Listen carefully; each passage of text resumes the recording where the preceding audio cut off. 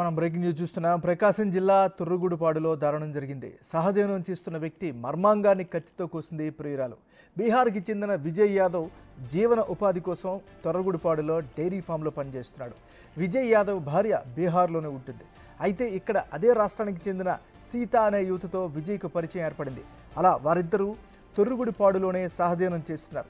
ఈ క్రమంలో విజయ్ తన సంపాదనంతా తన భార్యకి ఇస్తున్నాడని, తనను సరిగ్గా పట్టించుకోవడం లేదని అతని మర్మాంగంపై దాడి చేసింది. ఆ తర్వాత ఆమెనే ఆ విషయాన్ని డైరీ ఓనర్కి చెప్పింది. వారు విజయ్ను ఒంగోలు రిమ్స్ తరలించి ట్రీట్మెంట్ ఇస్తున్నారు.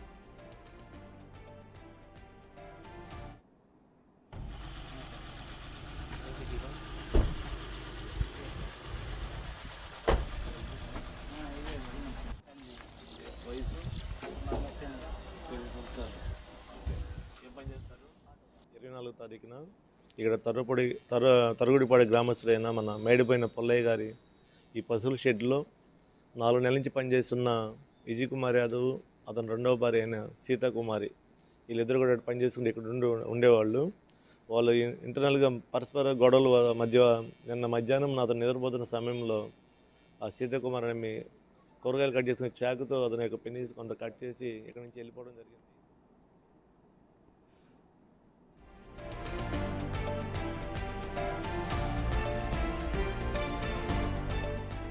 సీతను ఒంగోలులోని మహిళా సంరక్షణ కేంద్రానికి తరలించి కేసు నమోదు చేసి దర్యాప్తు చేస్తున్నట్లు చీమకుర్తి టౌన్ సిఐ సుబ్బారావు తెలిపారు.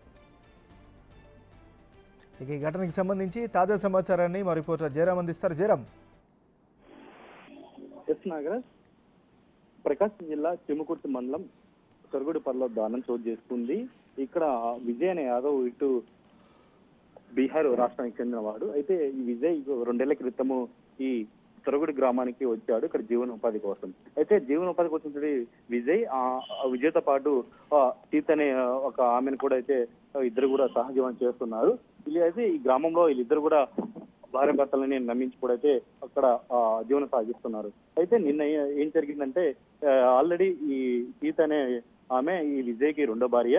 అంటే సంపద మొత్తం కూడా విజయ్ మొదటి భార్యకు ఇట ఎక్కువిస్తున్నాడు. ఈ 4 గోడ మీద కూడా ఈ సీత అయితే గొడవ పెట్టుకున్నది విజయ్తో. ఈ నేపథ్యంలో ఇద్దరి మధ్య ఆ గొడవ ఇటు స్థాయికి చేరింది.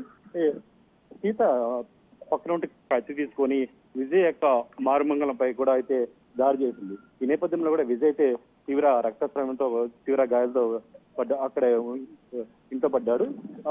గమనించిన స్థానికులు ఒంగోలు రిమ్స్ కు తరలించారు. ఈ ఘటనపై చీమకుర్తి పోలీసులు కేసు నమోదు చేసి దర్యాప్తు చేస్తున్నారు. Thank you Jayaram.